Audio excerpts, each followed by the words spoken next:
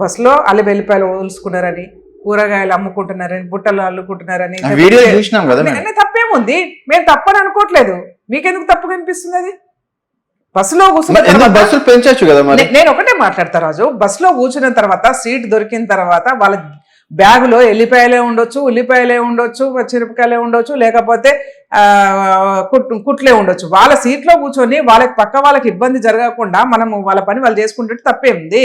నా సీట్లో నేను కూర్చొని పొద్దున్న నుంచి సాయంత్రం వరకు ట్విట్టర్లో ఇట్లా కూర్చుంటే తప్పలేదు. కానీ మహిళలు, పేదవాళ్ళు వాళ్ళ కూలికి పోయి వచ్చి సమయాభావం వల్ల వాళ్ళ పనులు వాళ్ళు ఆర్టీసీ బస్సులో కూర్చొని ఎదుటి వాళ్ళకి ఇబ్బంది జరగకుండా చేసుకుంటే వీళ్ళకేం నొప్పి అవుతుందట. దీని వెనక ఒక కుట్ర చెప్తాను నేను. మొదటి రోజు నుంచి, డే 1 నుంచి గౌరవ ముఖ్యమంత్రి రేవంత్ రెడ్డి గారు ఎప్పుడైతే అధికారంలోకి వచ్చిన తర్వాత ఫస్ట్ ఫ్రీ బస్ మహిళలకు అని చెప్పేసి అనౌన్స్ చేశారో ఆ రోజు నుంచి మేము చూస్తా ఉన్నాం వాళ్ళ కుట్రపూరితమైనటువంటి రాజకీయం. వెంటనే ఆటోలను తీసుకొచ్చారు, ఆటో వాళ్ళని రోడ్డు మీద ధర్నాలు చేపించారు, బస్సులలో కొట్టుకుంటున్నటువంటి సీన్లని అని చెప్పేసి బయట పెట్టారు. మొత్తం బస్సులు అంతా ఇక విధ్వంసం జరుగుతున్నట్టుగా ఒక షోపుటపు ప్రచారం, గ్లోబల్ ప్రచారం మొదలు పెట్టారు.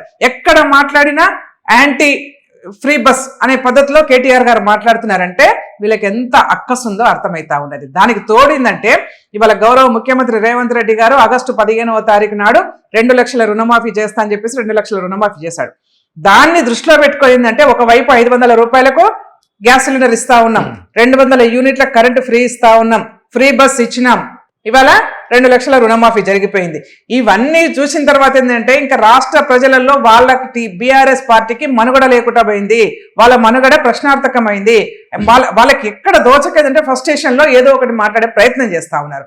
కాబట్టి ఇవన్నీ నుంచి డైవర్షన్ కోసం ఏం చేసిరంటే మహిళల మీద ఏదో కామెంట్ చేయబోయిండు. కామెంట్ చేస్తే ఏమైంది? వాళ్ళ సిగ్గు లేకుండా మళ్ళీ సారీ చెప్పాల్సిన దౌర్భాగ్య పరిస్థితి వచ్చిందా రాలేదా? అందుకే అదుపు పెట్టుకొని మాట్లాడాలి. నోరు జాగ్రత్తగా మాట్లాడకపోతే మహిళలు ఊరుకోరు. ఇంతకు ముందులాగా మీ అహంకారపూరితమైనటువంటి వ్యాఖ్యలు చేస్తామనంటే ఎవరు ఊరుకోరు.